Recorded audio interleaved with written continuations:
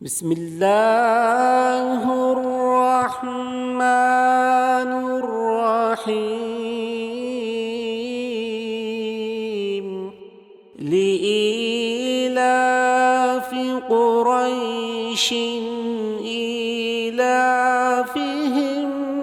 رحلة الشتاء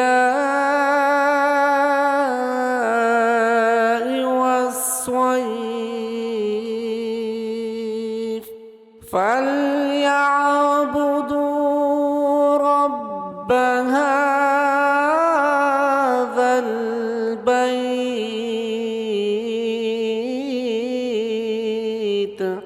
الذي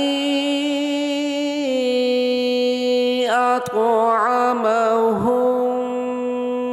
من جوع وآمنهم